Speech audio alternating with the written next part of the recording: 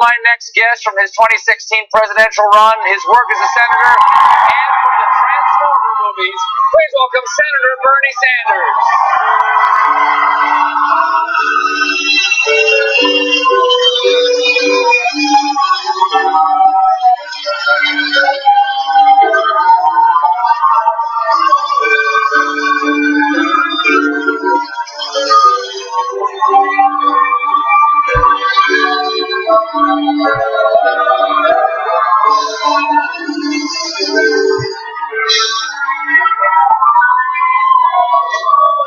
Senator, good to see you again.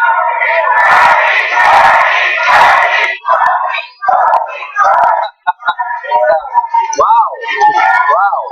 Everywhere you go, right? Everywhere you go, other than the Senate. Your Vermont primary was today. Okay, what are you doing here? Shouldn't you? Well, I voted in the morning. Okay. Was around the state the other day. I think we can do just fine. Okay. No worries. Because you don't want to pull a Crowley here. No, we don't. Because I was surprised. Crowley didn't think he had to campaign hard enough, and Ocasio-Cortez came in there and cleaned his clock. Okay. And that was a good thing too. Okay. All right. You've actually been campaigning with she used to work for you actually for your campaign, and you've been out there with Alexandria Cortez, like there, and both of you identify as democratic socialists. What does that mean? Well, I think it means, among other things, that if you work 40 hours a week in the wealthiest country in the history of the world, you should be earning a living wage $15 an hour. That's what it means. It means, Stephen, it means that we end the international disgrace of the United States being the only major country on earth not to guarantee health care to all people as a right, while we end up spending twice as much per capita on health care as any other major nation.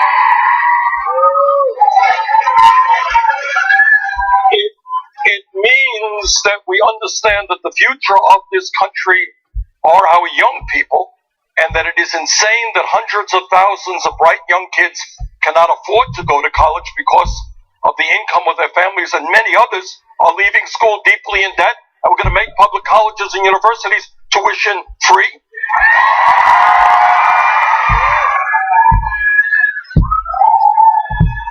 And it means that as global citizens, people who understand that we have a moral obligation to leave a healthy planet to our children and grandchildren, we're going to stand up to Trump, and we're going to transform our energy system in this country away from fossil fuel to energy efficiency and sustainable energies. That's what.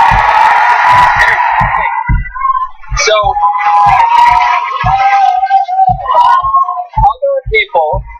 other people have espoused those ideas without calling themselves socialists. Ever since the New Deal, and certainly since the Great Society, the Democratic Party has been associated with the social safety net and essentially been socialism curious.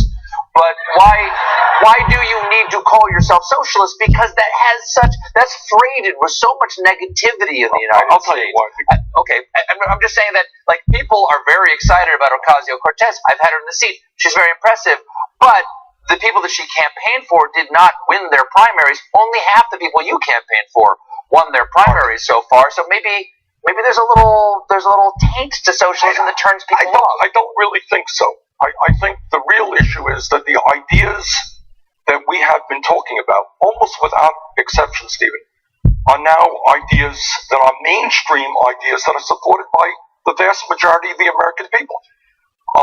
And I think also people in their gut understand that we're living in a really strange moment in American history above and beyond Donald Trump, which is very strange.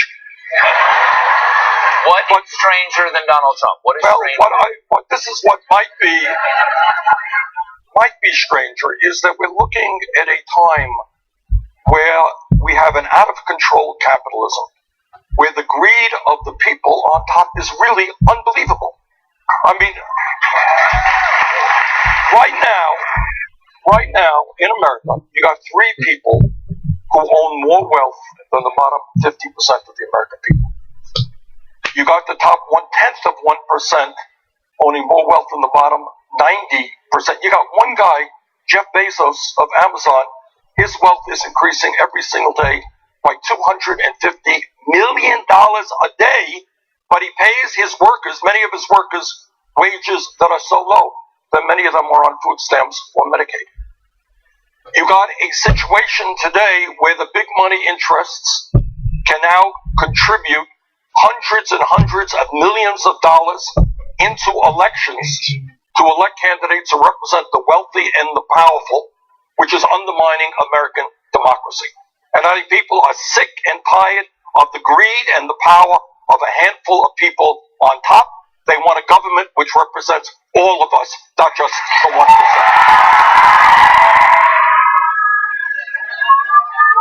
Well, who do you?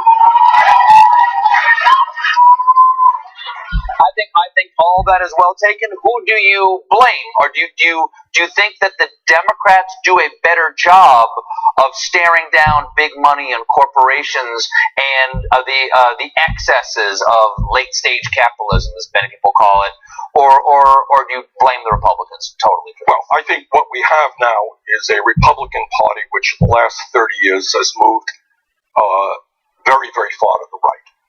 You have the Koch brothers, one of the wealthiest families in this country, whose ideology is now the ideology of the Republican Party and of Trump. You have a president in Donald Trump who campaigned, let's not forget, told the American people he would not cut Social Security, Medicare, and Medicaid. And then because he believes in this Trump ideology, he brought a budget forward which called for $1 trillion cuts in Medicaid. He called for $500 billion in Medicare and $60 billion in the Social Security Disability Fund. This is after he gave $1 trillion in tax breaks to the top 1% over a 10-year period. So but the Democrats are also seem beholden to big money too. Absolutely. It's not like they turn down the checks. No, you're absolutely right. And I think that what I have been trying to do, what Alexandria is trying to do, is to transform the Democratic Party so that they open their doors to young people and working people and becoming a party of ordinary Americans, not just big money interests. And that's something I have been working on really hard. Things are. And let me just say, Stephen, that all over this country, what we are seeing is something extraordinary. We're seeing a lot of people, for the first time, often women, people of color, young people, running for office from school board, or in the case of Alexandria, to the U.S. Congress. And not all of them, but many of them are actually winning. We have to take a little break, but we'll be right back with more Senator Bernie Sanders.